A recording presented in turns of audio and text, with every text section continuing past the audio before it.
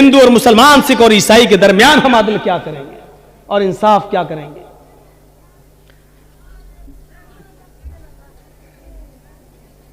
लौवन्ना Fatima bint Mohammad सरकत लकता तु यदा। अदल तो यह है कि मेरी बेटी फातिमा ने भी अगर चोरी की होती तो मैं उसका भी हाथ काट डालता। अदल तो यह है। हमेशा लड़की की तरफ नजर। कुरान, और एक बात सुन लीजिए, बहुत आज खुल के कह दे रहा हूं, लड़का लड़की अगर दोनों कभी भी किसी समाज से भागे हैं, आजकल तो ये फैशन बन गया है, प्यार करना, ये करना, वो करना, अब इस पर तो ज्यादा बोलना ही नहीं चाहिए, जितना बोलेंगे वो और उतना ही और आगे बढ़ रहा है, समझ में नहीं आ रहा क्या हो रहा है। तो लड़का लड़की, एक बात सुन लीजिएगा, बहुत जबरदस्त बात बताने जा रहा हूं। लड़का लड़की जब भी दोनों भागे हैं तो उसमें गलती, समाज में जब फैसला करने के लिए आप बैठो, पंचायत लेकर बैठो, तो उसमें गलती लड़की की मानी जाएगी, लड़के की ज्यादा नहीं। लड़के की मानी जाएगी लेकिन लड़के से ज्यादा लड़की की गलती मानी जाएगी, क्योंकि कुरान इस बात का फैसला कर रहा है। कुरान ने कहा है, कुरान ने अज़्ज़ानियतु वज़्ज़ानी फजलिदू कुल्ल वाहिदतिन मिनहुमा मियत जल्दा। कुरान ने जिना जैसी जुर्म के लिए पहले औरत का, लड़की का लफ्ज इस्तेमाल किया है, बाद में लड़के का। जिना करने वाली लड़की और जिना करने वाला लड़का, जिनाकार मर्द और जिनाकार औरत और जिनाकार मर्द। देखिए पहले औरत का नाम अज़्ज़ानियतु वज़्ज़ानी, ज़ानिया औरत और ज़ानी मर्द, ज़ानिया लड़की और ज़ानिया लड़का। फजलिदू कुल्ल वाहिदतिन मिनहुमा मियत जल्दा, सजा देना है तो दोनों को, इन दोनों में से हर एक को 200 कोड़े मारो उनकी बॉडी पर, उनके जिस्म पर। लड़का है तो उसके जिस्म से कुर्ता भी उतारा जाएगा, सिर्फ लुंगी पहनाई जाएगी, हाथ पीछे से बांध दिए जाएंगे। समाज के अंदर चौराहे पर लाकर खड़ा करके इस जिनाकार लड़के को सबकी आंखों के सामने 100 कोड़े लगाए जाएंगे, 100 कोड़े मारे जाएंगे। लड़की है तो उसके चेहरे से, उसके जिस्म से कमीज नहीं उतारी जाएगी, उसके जिस्म पर कपड़ा रहेगा, ओढ़े हुए रहेगी, और उसी जिस्म पर, कपड़े पहने हुए जिस्म पर कोड़े मारे जाएंगे ताकि उसकी जिस्म की बेहुरमती ना हो, उसका जिस्म नुमाया ना हो। लेकिन 100 कोड़े इस लड़की के जिस्म पर भी मारे जाएंगे, बशर्ते ये कि दोनों कुंवारे हों, दोनों में से किसी की शादी ना हुई हो। हाँ, अगर लड़का शादीशुदा है, लड़की कुंवारी, तो लड़की को 100 कोड़े मारे जाएंगे। लड़का कुंवारा शादीशुदा है तो उसको 100 कोड़े नहीं बल्कि दौड़ा दौड़ा कर मैदान में पत्थरों से हलाक कर दिया जाएगा, मार डाला जाएगा। उसकी उस वक्त तक पत्थर बरसाए जाएंगे जब तक कि उसकी रूह उसकी कब्र से, उनसुरी से परवाज नहीं कर जाती है। लड़का कुंवारा है, लड़की शादीशुदा है, तो लड़के को 100 कोड़े मारे जाएंगे और लड़की को दौड़ा दौड़ा कर नहीं, क्योंकि शादी उसको सीने के बराबर जमीन में गाड़ कर उसके ऊपर, उसके सर पे पत्थरों की बारिश की जाएगी और उस वक्त तक मारा जाएगा जब तक कि उसकी रूह न निकल जाए। ये मामूली जुर्म नहीं है। मोबाइलों पर बातें करना ये मामूली जुर्म नहीं है। लड़कों से घंटों घंटों लगे रहना, लड़कियों से लगे रहना ये मामूली जुर्म नहीं है जो जिना का दरवाजा खोलता है। इस जिना के दरवाजे के खुलने के बाद तसव्वुर करो कि इंसान किस गुनाह में पड़ जाता है जिसकी सजा इतनी खतरनाक हो कि सुनते ही रूह कांप जाती है। आज के इस मौजूदा दौर में इस सजा को जो लोग रूढ़िवादी सजा कहते थे, लेकिन जब निर्भया का केस हुआ, जब बलात्कार के केस बढ़ते हैं, तो फिर राज ठाकुरे जैसा शिवसेना जो सबसे ज्यादा दुश्मनी में मुलव्वस थी मुसलमानों के, उसके महाना पुरुष को कहने सजा कायम करो, पत्थरों से मार मार कर लड़के और लड़की का मुंह काला, जो बलात्कारी उनको मारो। तो सोचो ये ऐसी दर्दनाक सजा है और आखिर ये लागू करना पड़ा पत्थरों से नहीं तो हैदराबाद तेलंगाना की सरजमीन पर जो एक लेडी डॉक्टर के साथ जो गलत काम किया गया और 4 लोगों को पकड़ के जब जेल में डाला गया तो पुलिस पूछताछ के बहाने निकालती है और मौके वारदात पे जहां रेप हुआ वहीं पर ले जाकर 4 लड़कों का इनकाउंटर कर देती है। आज इस चीज की जरूरत पड़ रही है। मेरे भाई हो, जरा तसव्वुर करो कि हम कहां हैं। बहुत आसान है, हमने एक दूसरे के हाथों में मोबाइल दे दिया। गलती लड़की की पहले मानी जाएगी, लड़के की नहीं, क्योंकि अल्लाह ताला ने लड़की का लफ्ज औरत का लफ्ज पहले इस्तेमाल किया है, क्योंकि जिना की इब्तिदा मर्द की बनिस्बत औरत की तरफ से, लड़के की बनिस्बत लड़की की तरफ से ज्यादा होती है। अब क्यों होती है, रीजन क्या है, वो इस मौके पर हम नहीं बता सकते हैं। तो मेरे प्यारे साथियों, हमें और आपको ये चीज लेना पड़ेगी। वला यजरिमन्नकुम शनानु कौमिन अला अल्ला तादिलू, अदल और इंसाफ की बात करो। अदल और इंसाफ हर वक्त होना चाहिए, सबके साथ होना चाहिए, अपनों के साथ भी हो, गैरों के साथ भी हो। इंसाफ का दामन कभी नहीं छूटना चाहिए। वला काजी ये मारा जो ये इसने यहूदी बच्चे को जो मार दिया था पढ़, तो उसने क्या कहा, यहां से बात मेरी कट गई थी, वो टेनी वेनी निकल गया, वो लखीमपुर खीरी का मामला मेरे जहन में आ गया। तो उस यहूदी बच्चे ने कहा कि मैं मुकदमा दायर करूंगा। तो इसने क्या कहा, हमारे इब्न आस के बेटे ने, जा कर दे, मेरा कोई कुछ नहीं कर सकता। लड़के ने कहा नहीं, इंसाफ होगा। कहा इंसाफ कौन करेगा, जिसके पास तू जा रहा है हमारे इब्न आस, वो मेरे बाप हैं। लड़का चुप हो गया, तुम्हारे बाप हैं? उसने कोई शिकायत नहीं की, कुछ नहीं कहा। 1 महीना गुजर गया। इत्तेफाक देखिए, 1 महीने के बाद उस बस्ती का दौरा करते करते करते करते हजरत उमर मिस्र पहुंच गए।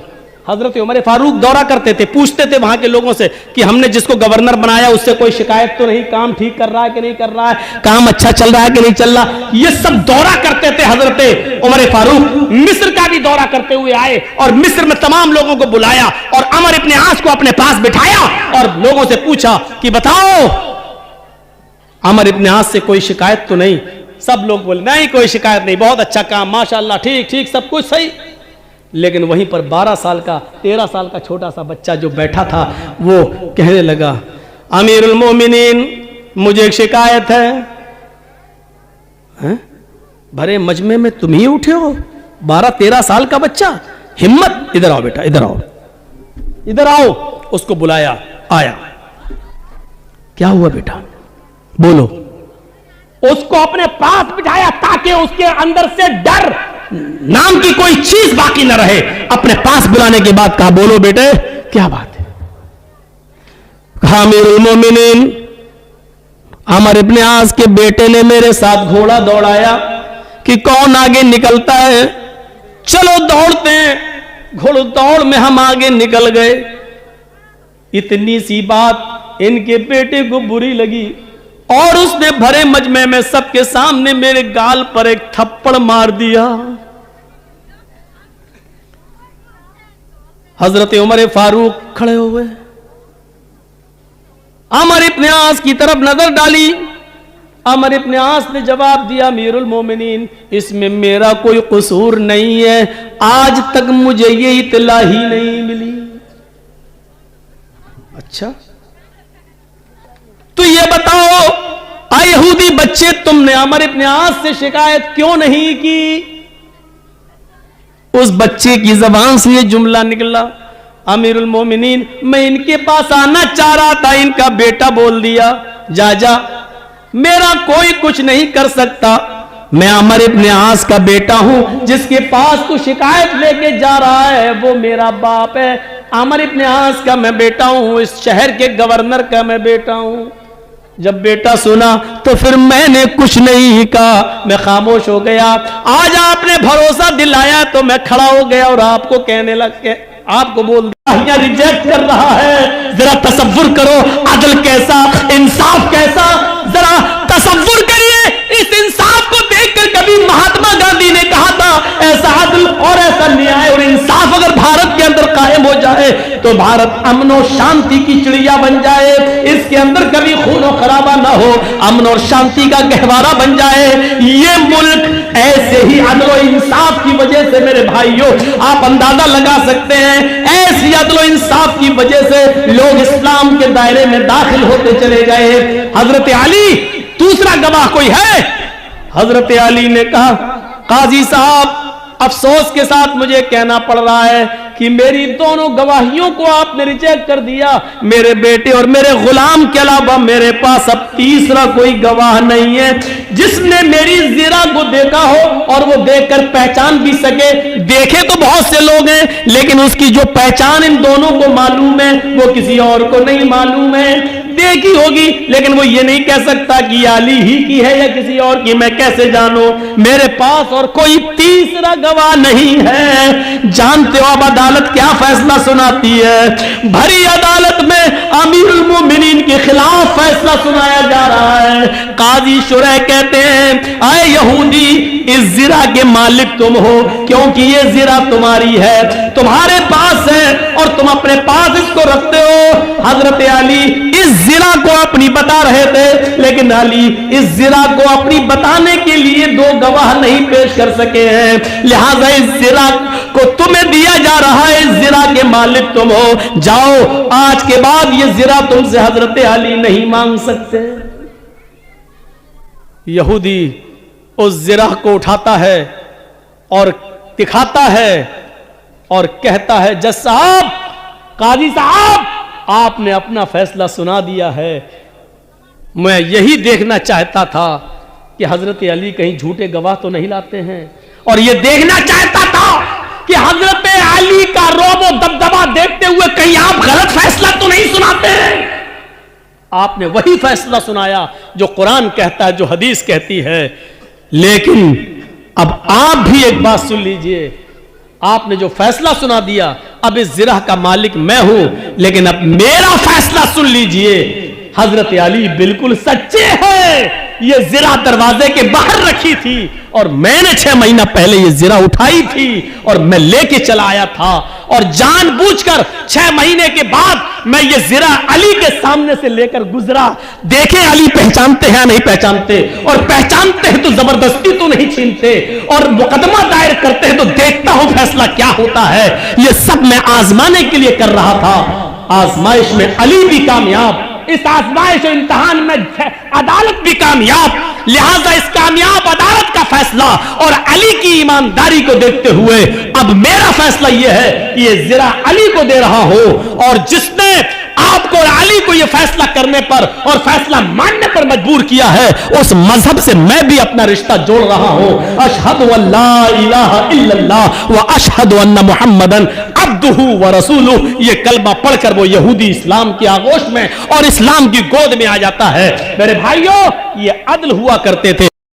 वला यजरिमन्नकुम शनानु कौमिन अला अल्ला तादिलू, किसी कौम की दुश्मनी तुम्हें गलत फैसला करने पर मजबूर ना करे। अरे हम और आप हिंदू और मुसलमान के दरमियान क्या सच्चा फैसला करेंगे? अगर पंचायत गांव में ही हो जाए तो उधर भी हम कोई ना कोई तरीका ऐसा अपनाते हैं कि हमारी बात हमारे रिश्तेदार के फेवर में चली जाए, हमारे करीब के फेवर में चली जाए। ये हमारे इंसाफ का तकाजा है। अरे अल्लाह तो ये कहता है कि गैर मुस्लिम कोई दूसरे धर्म का मानने वाला जो तुम्हारा दुश्मन है, लेकिन अगर आपसे फैसला करवाया जाए तो उस वक्त अपनी दुश्मनी भूल जाना और जो अदल हो, जो इंसाफ हो, वही फैसला करे। ये वाकया तो मैं ही सुना चुका हूं कई बार, ये वाला जो अब सुनाने जा रहा हूं। मिस्र के अंदर मिस्र के गवर्नर थे अमर इब्ने आस, और अमर इब्ने आस का बेटा घोड़े पर बैठा हुआ था और कहने लगा, है कोई जो घोड़ा मुझसे भी ज्यादा तेज रफ्तार चला सके, मुझसे अच्छा कोई घोड़ा दौड़ा सके? एक छोटा सा 12, 13, 14 साल का एक यहूदी का बच्चा उठता है और कहता है कि हां आओ दौड़ लगाते हैं, देखते हैं कौन अच्छा घोड़ा दौड़ाता है, कौन आगे निकलता है। हजरत अमर इब्ने आस, जिनको गवर्नर बनाया था हजरत उमर फारूक ने, उनका बेटा कहता आओ दौड़ लगा लो। दोनों ने घोड़े को दौड़ाया। अमर इब्ने आस का बेटा भी घोड़ा दौड़ाता है, अमर इब्ने आस का बेटा भी घोड़ा दौड़ाता है, वो यहूदी का 12, 13 साल का बच्चा भी घोड़ा दौड़ाता है। घोड़ा दौड़ाने में यहूदी का बच्चा माहिर निकलता है, एक्सपर्ट निकलता है, और वो किसी भी तरीके से अमर इब्ने आस के बच्चे को पछाड़ देता है और आगे निकल जाता है यहूदी का बच्चा, और आकर कहता है कि लो मैं जीत गया, मैंने अच्छा घोड़ा दौड़ाया। अमर इब्ने आस का बेटा आगे बढ़ता है और आगे बढ़ते ही उसके चेहरे पर एक थप्पड़ मार देता है। एक थप्पड़ किसको? यहूदी बच्चे को। कौन मारता है? गवर्नर का बेटा, अमर इब्ने आस का बेटा। यह छोटा बच्चा 12, 13 साल का कहता है आपने मुझे नाहक मारा है, अगर आप मुझे बदला नहीं देंगे, इंतकाम नहीं देंगे, किसास नहीं देंगे, तो फिर मैं आपकी शिकायत गवर्नर की अदालत में करेंगे। अमर इब्ने आस के पास मैं इसकी शिकायत में तो आपकी शिकायत ले जाऊंगा। अमर इब्ने आस का बेटा मुस्कुराते हुए कहता है जा चल, मेरा कोई कुछ नहीं कर सकता। बिल्कुल वही अंदाज लग रहा है ना जैसे लखीमपुर खीरी में मंत्री का बेटा गाड़ी चढ़ा रहा है और पुलिस पकड़ के ले जा रही है, तो मंत्री का इस्तीफा ही नहीं लिया जा रहा है, ना दिया जा रहा है। मंत्री के बेटे का कुछ हो ही नहीं सकता है भैया, बाप गिरा राजमंत्री है। और देख लीजिए आजम खां 2 साल से जेल में पड़े हुए हैं, 8 किसानों की बॉडी पर गाड़ियां चलाने वाला 3 महीने में 4 महीने में जेल से बाहर निकल आता है। और ये सारे काम उस धर्म के लोग कर रहे हैं जो राम को सबसे ज्यादा मानते हैं और कहते हैं हम राम राज लाएंगे। जरा मुझे हिंदी में समझाओ कि यही राम राज था? अगर ये राम राज था तो अगर राम ने किया हो कि एक आदमी को 2 साल से सजा ना दो और 8 किसानों के हत्यारे को 4 महीने में बेल मिल जाए, तो ऐसे धर्म को अगर राम राज से जोड़ोगे और राम से जोड़ोगे तो कौन इस धर्म की तरफ आएगा? सब भागेंगे, दूर हो जाएंगे। मुसलमानों से भी तो बहुत से लोग दूर हो रहे हैं। हमारा मजहब सबसे अच्छा, मैंने मौजमपुर में भी सुनाया, मैंने महलदार पाड़ा में भी सुनाया। आज हमारी हालत ये, लोग हमसे दूर भाग रहे हैं, बिल्कुल उस तरह। कौन जिम्मेदार है? जैसे एक आदमी डॉक्टर के पास गया, कहता मेरे दाढ़ में दर्द होता है, देख लो। डॉक्टर ने कहा लाओ, अरे ये तो सड़ गया तुम्हारा दांत, अंदर से सड़ गया, इसको तो निकाला जाएगा। उसने कहा कि फीस कितनी लोगे? उसने कहा 200 रुपए। ज्यादा है। अरे 5 दिन की दवा भी तो देंगे तुमको, मगर हम दवा लगाने की और कुल्ला करने की, गरारा करने की सब दवा देंगे, 200 रुपए लगेंगे। उसने कहा ठीक है कर दो, चलो। बैठा, जंबूर लिया, पिलास उसके दांत को उखाड़ने लगा। अब वो चिल्लाया मर गया। डॉक्टर ने उखाड़ ही दिया, दवा लगाई, 5 दिन की दवा दी, पर्दा हटा के देखा, उससे कहे 600 रुपए दो। कहा 600? 200 में बात हुई थी। कहा बात तो 200 में हुई थी, लेकिन तू इतनी तेज चिल्लाया कि मेरे 2 मरीज जो बाहर बैठे थे वो भाग गए। उन दोनों की फीस भी हम तुझसे लेंगे, तेरी वजह से भाग। उन दोनों की फीस भी तू देगा हमको।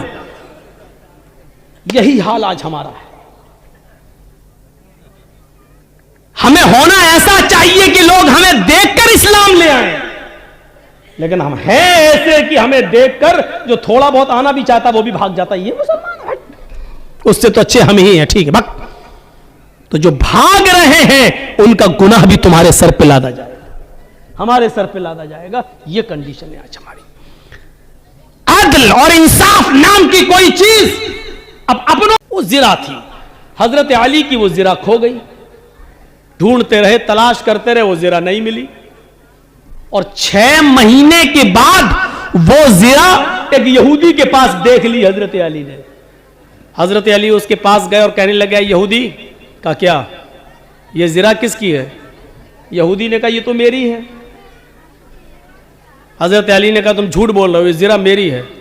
उसने कहा, देखो अमीरुल मोमिनीन, हजरत अली अमीरुल मोमिनीन हैं, हजरत अली खलीफा हैं। उसने क्या कहा, अमीरुल मोमिनीन आप गलत बोल रहे हैं। हजरत अली ने कहा, मैं गलत बोल रहा हूं? कहा, इस अच्छी और खूबसूरत जिरा को देखकर आपकी नीयत खराब हो रही है। हजरत अली ने कहा, मेरी नीयत खराब नहीं हो रही, ये जिरा मेरी है। ये बताओ कि तुम मुझे ईमानदारी के साथ, इंसानियत के साथ ये जिरा दे रहे हो या नहीं दे रहे हो, या फिर मैं तुम्हारे खिलाफ मुकदमा दायर कर दूं। ये क्या हो रहा भाई?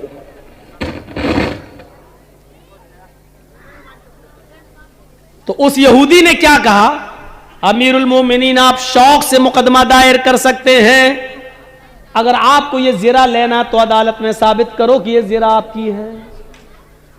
यहूदी को भी पता नहीं क्या था कि वो देखना चाह रहा था कि हजरत अली देखें अपना हुक्म चला कर लेते हैं या कानून इनके लिए भी है। इनकी किताब कुरान कहती है तो क्या वो खुद उस पर अमल भी करते हैं या नहीं करते हैं? हजरत अली ने मुकदमा दायर कर दिया कि मेरी जिरा खो गई है और वो जिरा मैंने एक यहूदी के पास 6 महीने के बाद देखी है, लिहाजा उस यहूदी से वो जिरा मुझे दिलवाई जाए। और ये फैक्ट है, ये हकीकत है कि वो जिरा अली की थी। अली कैसे झूठ बोलेंगे, उन्हीं की थी। ले ली, मुकदमा दायर हो गया। उस यहूदी के पास नोटिस पहुंच गया, उस यहूदी के पास नोटिस पहुंच गया, तुम्हें फला फला दिन कोर्ट में, अदालत में आना होगा। अदालत में लाया, यहूदी आया, हजरत अली बाहर खड़े, यहूदी भी बाहर खड़ा है। थोड़ी देर में आवाज आती है, काजी शुरै ने अपने जो दरवाजे पर लगाते हैं आवाज देने के लिए, हजरत काजी शुरै ने अपने आदमी से कहा, इन दोनों को बुलाओ। दरवाजे पर जो आदमी खड़ा था, जो सिपाही खड़ा था, वो आवाज लगाता है, अमीरुल मोमिनीन अली अंदर आए। काजी शुरै टोकते हुए कहते हैं, आए सिपाही, आवाज ये लगाओ, अली कटघरे में आए, अमीरुल मोमिनीन का लफ्ज मत लगाओ, क्योंकि हजरत अली इस वक्त कोर्ट में आ रहे हैं और अदालत के अंदर ये ताजीमी जुमले नहीं कहे जाते हैं। इन जुमलों के कहने से कोर्ट के ऊपर फर्क पड़ता है। यहां मैं फैसला सुना रहा हूं, ये नहीं देख रहा हूं कि अली कौन है, खलीफा है, क्या है, मुझे इससे कोई मतलब नहीं है। यहां इंसाफ के लिए आए हैं, यहां इंसाफ होगा, लिहाजा अली के साथ अमीरुल मोमिनीन का लफ्ज नहीं लगाया जाए। आए अली, अंदर आइए। अंदर आए, चलिए वो कटघरा है, वहां खड़े हो जाइए। अमीरुल मोमिनीन, अमीरुल मोमिनीन कहां खड़े हैं? कटघरे में। उस यहूदी से कहा, तुम भी आओ। यहूदी को दूसरे कटघरे में। फैसला उसी दिन, आजकल की तरह नहीं। सालों गुजर जाते हैं, 12-12, 15-15 साल, लेकिन वही मामला वहीं अटका, वहीं लटका। हाँ बोलिए, अय अली, मुकदमा आपने दायर किया है इस यहूदी के खिलाफ, प्रॉब्लम बताओ। प्रॉब्लम सुनिए। अब हजरत अली प्रॉब्लम बता रहे हैं। काजी साहब, और काजी किसने बनाया? अली ने। काजी किसने बनाया? जज अली ने। लेकिन वो जज, वो काजी खुद कह रहा है, अय अली बताओ। अमीरुल मोमिनीन भी नहीं कह रहा है, अय अली बताओ प्रॉब्लम। कहा कि मेरी एक जिरा खो गई थी 6 महीने पहले, मैं ढूंढ रहा, तलाश करता रहा, लेकिन जिरा नहीं मिली। वो जिरा इस यहूदी के पास मैंने देखी, जब मैंने मांगा तो ये कहने लगा कि ये जिरा मेरी है। मैं अदालत से दरखास्त करता हूं काजी साहब कि मुझे मेरी जिरा दिलवाई जाए। उस यहूदी से पूछा काजी शुरैह ने, जिरा कहां है? कहा मेरे पास।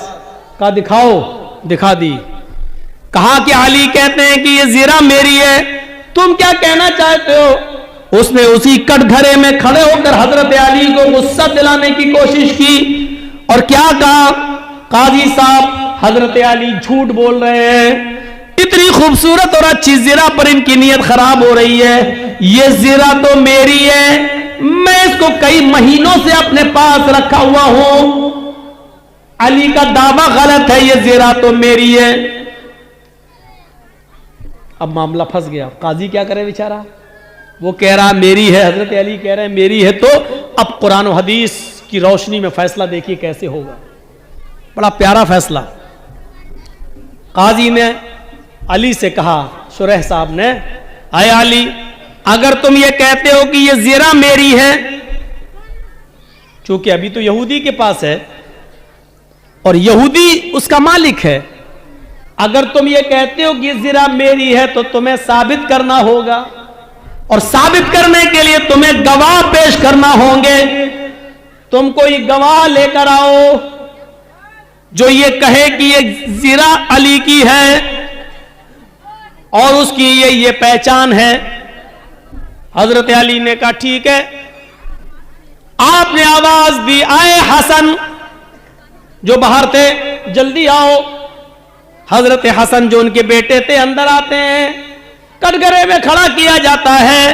काजी ने पूछा कि बताओ तुम क्या गवाही देना चाहते हो?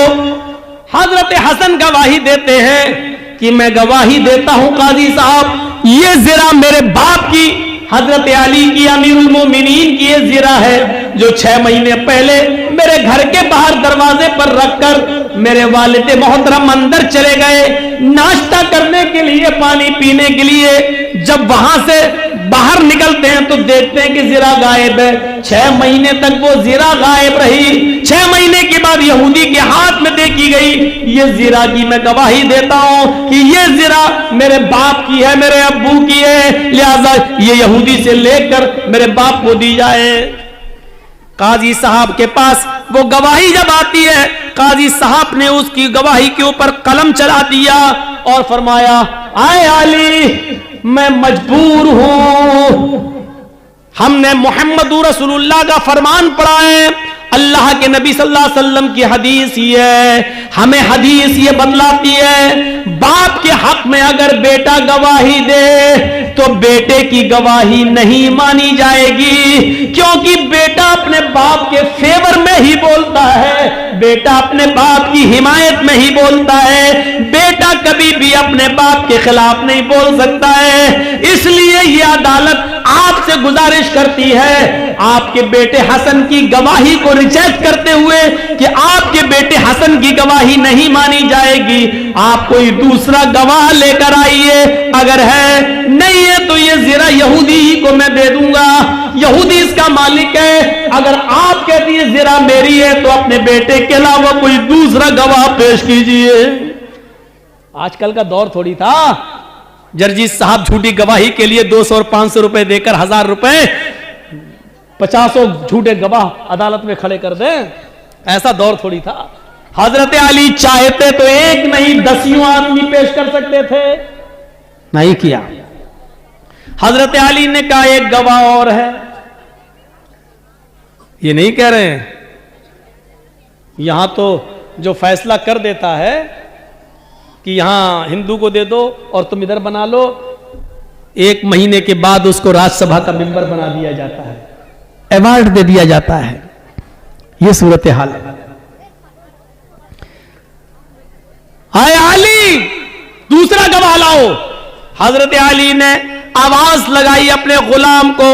हजरत अली का जो खादिम था, जो गुलाम था, वो अंदर आता है, कटघरे में खड़ा होता है, वो गवाही देता है ये जिरा मेरे आका की है, हजरत अली की है, मैंने कई सालों से इनके पास देखी है, यहूदी झूठ बोलता है, इसने चोरी की है, ये जिना घर के बाहर से उठाकर ले गया, बेकार है, जो आपकी नमाज के लायक नहीं है। क्या यही भाईचारा है? क्या यही एक दूसरे में भाईचारा कायम करना चाहा आपने?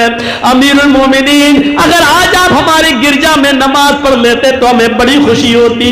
हजरत उमर ने उस ईसाई के, उस पादरी के आंखों के आंसुओं को पोंछा, उसको अपने सीने से लगाया और कहा, नहीं, मैंने किसी दुश्मनी में नमाज नहीं पढ़ी। ये मत सोचना कि मैंने किसी दुश्मनी की वजह से नमाज पढ़ी या मजहबी अदावत की वजह से नमाज नहीं पढ़ी। ये मत सोचना, आए मेरे ईसाई भाई, मैं तो उसमें नमाज पढ़ाने के लिए चला ही गया था, अल्लाहू अकबर कहकर नियत बांधने ही वाला था, लेकिन मेरे जहन में ये ख्याल आ गया, आए उमर, आज अगर तूने इस गिरजा में नमाज पढ़ ली, आज अगर तूने इस गिरजा में नमाज अदा कर ली, तो ऐसा ना हो 100 साल, 200 साल, 400 साल, 500 साल के बाद आने वाली नस्ल ये तसव्वुर न करने लगे कि ये पहले मस्जिद थी, इसमें उमर ने नमाज पढ़ी थी, उमर के साथियों ने नमाज पढ़ी थी। कहीं बाद में आने वाली नस्ल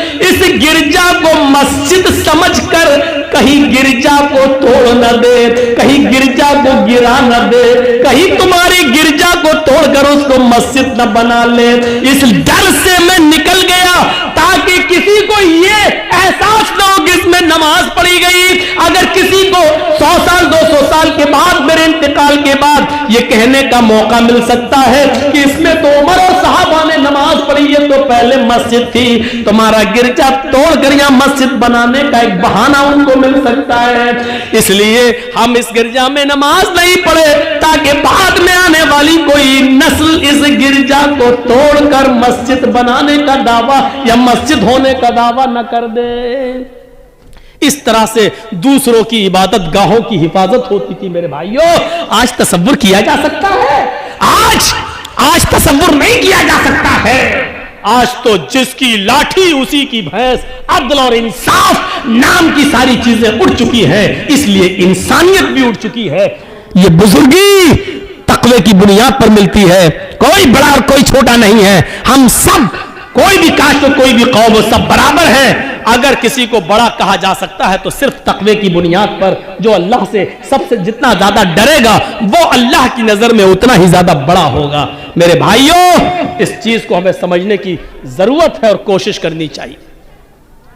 या अय्युहन्नास इन्ना खलकनाकुम मिन ज़करिन व उन्सा व जअलनाकुम शुऊबन व क़बाइला लितारफू इन्ना अक्रमकुम इंदल्लाहि अत्क़ाकुम। अल्लाह फरमाता है कुरान करीम के अंदर है, संपूर्ण जगत की मानव जाति है, सारी दुनिया के इंसानों, हमने तुमको एक मर्द और एक औरत से पैदा किया है। तुम्हारा बाप एक है, तुम्हारी माँ एक है। आए लोगों, तुम में कोई बड़ा नहीं, कोई छोटा नहीं।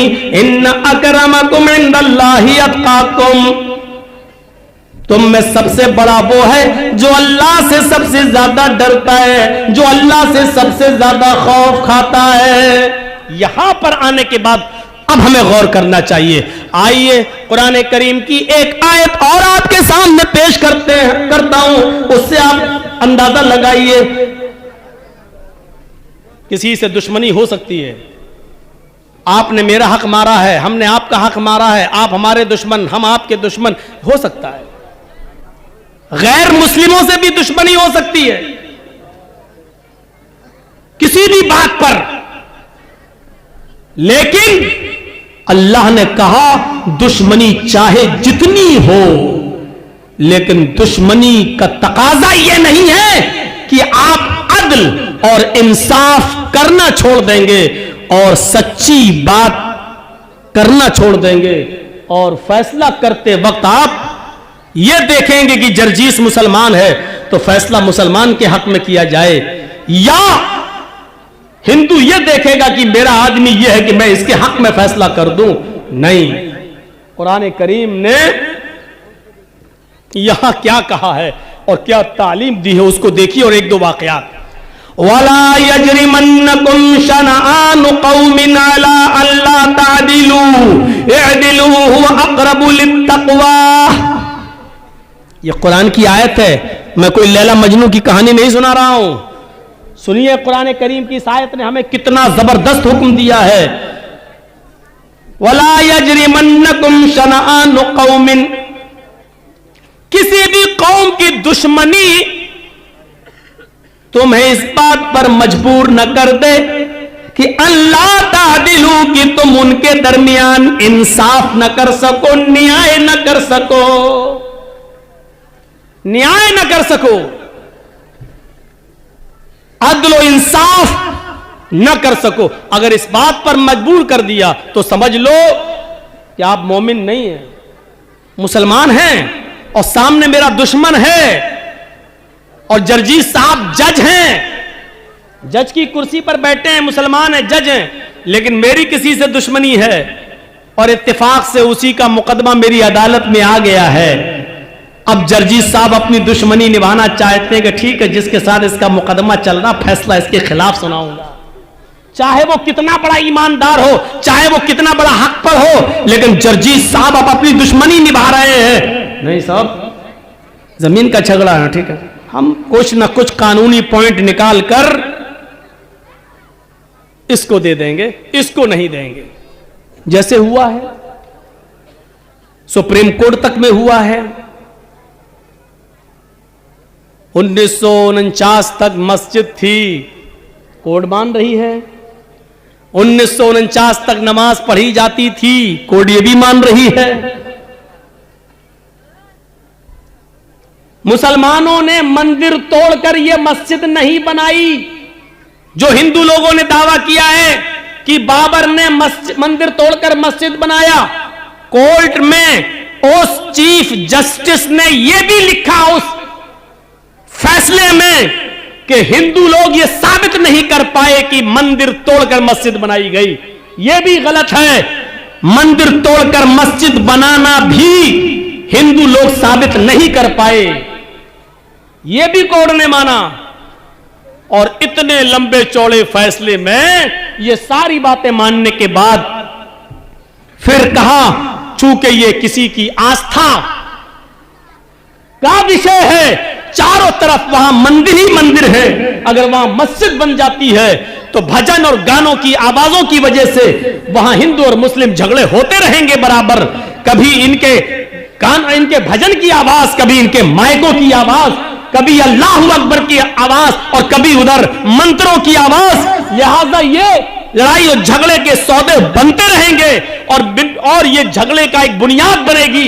लिहाजा इस जगह को हिंदुओं को दी जाती है कि वो अपना मंदिर बनाएं और उस मस्जिद को जो तोड़ी गई है और शहीद की गई है, उस मस्जिद को बनाने के लिए मुसलमानों को उसी अयोध्या में दूसरी जगह 5 एकड़ जमीन दे दी जाती है ताकि वहां जाकर वो मस्जिद बना ले। ये फैसला हुआ है।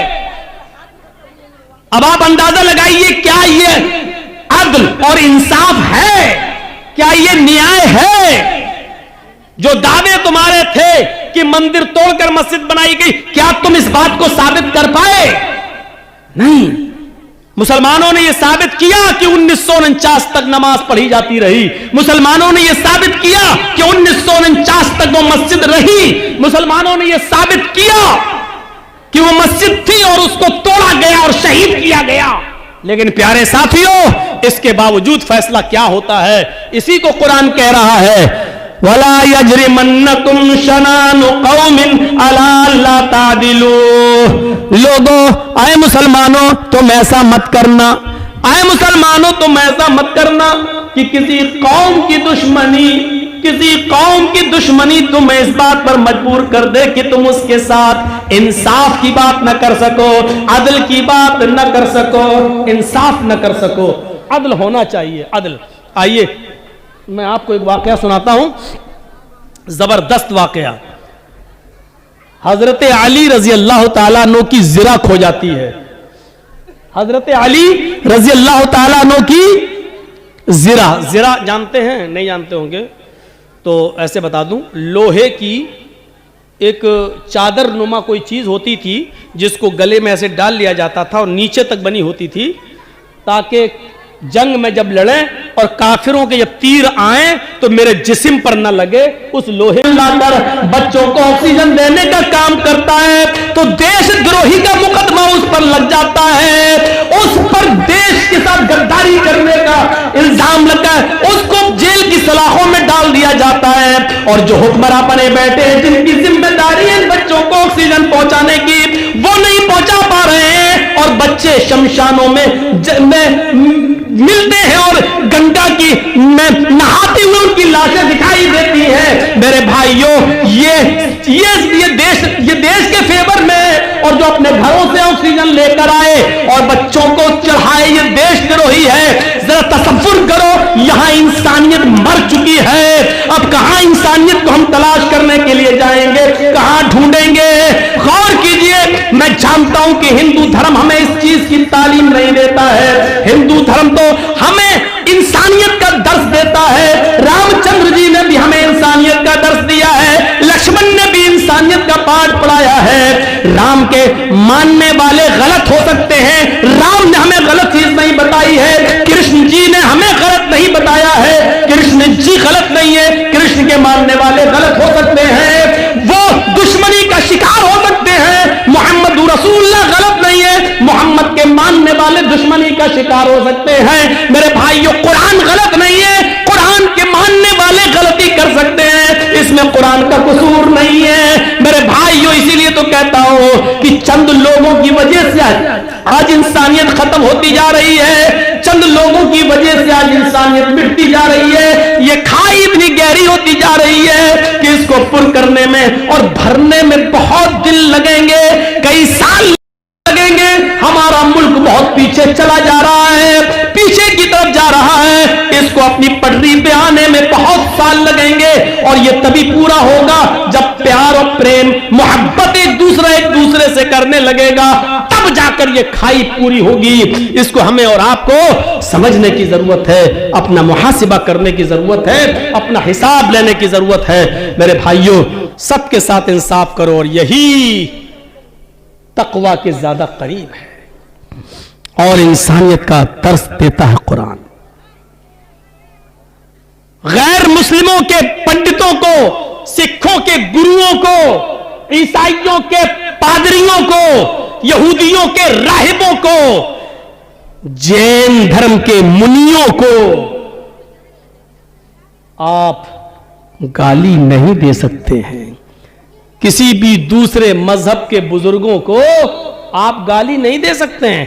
वला तसुब्बुल्लज़ीना यदऊन मिन दूनिल्लाह, अल्लाह को छोड़कर जो दूसरों की इबादत करते हैं, दूसरों की पूजा करते हैं, तुम उनको गाली मत दो।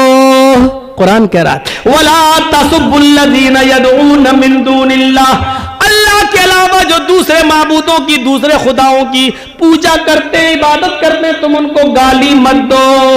फयसुब्बुल्लाह अदवन बिगैरि इल्म, ऐसा ना हो कि तुम उनके बुजुर्गों को, उनके महान पुरुषों को तुम गाली दो तो जवाब में वो तुम्हारे अल्लाह को, तुम्हारे रब को गाली दे बगैर इल्म के। ये लीजिए, जवाब में कहीं ऐसा ना हो कि वो तुम्हारे रब को गाली दे। ऐसा होता है ना, ऐसा होता है। ये क्या था? इन 5, 6, 20, 25, 50 लड़कों ने घेर कर एक लड़की से कहा, क्या कहा? जय श्री राम, जय श्री राम। इसने जवाब में कहा अल्लाहू अकबर, अल्लाहू अकबर। ये क्या था? ये क्या था? हम किसी गैर मुस्लिम से कहें तेरे भगवान की ऐसी की तैसी, तो वो क्या कहेगा? कठमुल्ला, तेरे अल्लाह की ऐसी की तैसी। हुआ क्या? ये बिल्कुल वही अपने रब को गाली देना। अल्लाह के रसूल ने कहा कि तुम लोग अपनी मां को गाली मत दो। सहाबा ने कहा अल्लाह के रसूल, अपनी मां को कौन गाली दे सकता है? आपने कहा तुम दूसरों की मां को गाली दोगे, जवाब में वो तुम्हारी मां को गाली देंगे। तो इसका मतलब यह है कि तुम खुद जिम्मेदार हुए अपनी मां की गाली के। तुमने अपनी मां को खुद गाली दी, न तुम उनकी मां को गाली देते, न वो जवाब में तुम्हारी मां को गाली देते। तुम दूसरों के खुदाओं को बुरा कहोगे तो वो तुम्हारे असली रब को बुरा कहेंगे। तुम उनके झूठे माबूदों को गाली दोगे तो वो तुम्हारे सच्चे माबूद को गाली देंगे।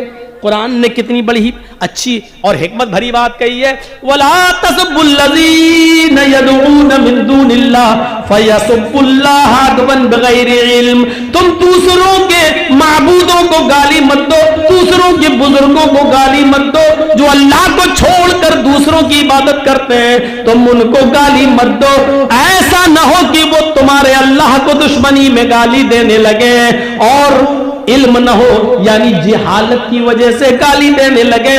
तारीख में बताती है मेरे प्यारे साथियों, कभी अल्लाह के रसूल ने और सहाबा ने कभी दूसरों के बुजुर्गों को गाली नहीं दी, न बुरा भला कहा है, सिर्फ इतना कहा है लोगों इन तमाम माबूदा ने बातिला से बचकर एक अल्लाह की इबादत करने वाले बन जाओ। न कभी हमारे नबी ने, न हमारे रसूल ने, न हमारे सहाबा ने कभी किसी की दूसरों की मजहबी इबादतों पर कब्जे किए हैं, कभी नहीं। आपको मालूम होगा और ये आपने सुना भी होगा, जब हजरत उमर यरूशलेम की बैतुल मक़दिस की तरफ जा रहे हैं, बैतुल मुक़द्दस की तरफ जा रहे हैं, जीत गए हैं, बैतुल मुक़द्दस आजाद हो गया है, अब वहां जा रहे हैं नमाज, 2 रकात नमाज पढ़ाने के लिए रास्ते में यरूशलेम पड़ता है, सहाबा आपके साथ है। यरूशलेम पहुंचते ही अजान की आवाज आने लगती है, अल्लाहु अकबर अल्लाहु अकबर। पता चलता है कि इस पूरे इलाके में कोई मस्जिद नहीं है, कोई मस्जिद नहीं है। सहाबा किराम ने सोचा चलिए आजान का वक्त है, नमाज का टाइम हो गया है। इसी सरजमीन पर यहीं बियाबान जंगल में एक जगह अपने अपने कपड़े बिछा लेते हैं, चादरें बिछा लेते हैं और इसी जगह पर हम नमाज पढ़ लेते हैं। जैसे वो लोग वुजू बनाने के लिए तैयार होते हैं, क्या देखते हैं कि बस्ती से कुछ ईसाई आ रहे हैं। आते ही कहने लगे अमीरुल मोमिनीन कौन है? जवाब दिया हजरत उमर ने, जी बोलिए मैं ही उमर हूं और लोगों का खादिम मैं ही हूं। फरमाया आप लोग यहाँ नमाज पढ़ रहे हैं कि जी नमाज का वक्त हो गया, हम नमाज पढ़ना चाहते हैं। उन ईसाइयों ने कहा आप इस खुले मैदान में यहां नमाज क्यों पढ़ेंगे, ये हमारा गिरजा मौजूद है, ये हमारा गिरजा मौजूद है, आप हमारे गिरजा में आ जाइए और नमाज पढ़ लीजिए। मैंने सुना है कोई मूर्ति होती है तो आपके गिरजा में नमाज नहीं होगी। हजरत उमर ने कहा यह सही है। फरमाया हमारे गिरजा में ईसा मसीह की मूर्ति है, लेकिन हमने उसको उठा दिया है, हमने उसको अलग कर दिया है। आप नमाज पढ़ के चले जाएंगे तब हम लगा लेंगे। अमीरुल मोमिनीन आप गुजर रहे हैं, हमने ईसा मसीह की का स्टेच्यू, उनका मुजस्समा मैंने हटाकर अलग कर दिया है और मैंने पूरे गिरजा को धुल दिया है, पानी मार दिया है, ताकि आपको ये न लगे कि यहां गैर मुस्लिमों की पूजा हम लोग पूजा किए हैं, ईसा मसीह के सामने झुके तो ये मंदिर या गिरजा नापाक है। हमने उसको धुल दिया है। हजरत उमर ने कहा फिर हमें उसमें नमाज पढ़ने में कोई हर्ज नहीं। खाने काबा में भी तो 360 बुत रखे हुए थे, हम तो उसमें भी नमाजें पढ़ा करते थे। हमें तो अल्लाह की इबादत करना है। अगर तुमने ईसा मसीह का स्टेच्यू हटा दिया है और गिरजा को धो दिया है तो हमें उसमें नमाज पढ़ने में कोई एतराज, कोई ऑब्जेक्शन नहीं है। लोगो चलो हम इनके गिरजा में नमाज पढ़ लेते हैं। चादरें बिछ गई, चटाइयां बिछ गई, वुजू बना के सारे सहाबा गिरजा में घुस गए। आगे हजरत उमर फारूक है, इकामत कही जाने लगी, अल्लाहु अकबर अशहदु अल्ला इलाहा इल्लल्लाह। इकामत कही जाने लगी। हजरत उमर फारूक इकामत होने के फौरन बाद अभी अल्लाहु अकबर कहकर नमाज नहीं पढ़ाते, शुरू नहीं करते। अचानक वो अपना मुसल्ला, अपनी जाय नमाज उठा लेते हैं, लोगों से कहते हैं कि तुम भी अपनी अपनी चटाइयां उठा लो, हम इस गिरजा में नमाज नहीं पढ़ेंगे। बाहर निकल गए और फिर उसी मैदान में चटाइयां बिछाई, उसी मैदान में चादरें बिछाई और उसी मैदान में हजरत उमर ने नमाज पढ़ाई। जब नमाज खत्म हो गई तो वो ईसाइयों का पादरी रोते हुए आया, अमीरुल मोमिनीन क्या हो गया है? हमने तो आपको इजाजत दे दी थी, क्या हमारा गिरजा इतना बेकार है जो आपकी नमाज के लायक नहीं है? क्या यही भाईचारा है? क्या यही एक दूसरे में भाईचारा कायम करना चाहा आपने? अमीरुल मोमिनीन, अगर आज आप हमारे गिरजा में नमाज पढ़ लेते तो हमें बड़ी खुशी होती। हजरत उमर ने उस ईसाई के, उस पादरी के आंखों के आंसुओं को पोंछा, उसको अपने सीने से लगाया और कहा, नहीं, मैंने किसी दुश्मनी में नमाज नहीं पढ़ी। ये मत सोचना कि मैंने किसी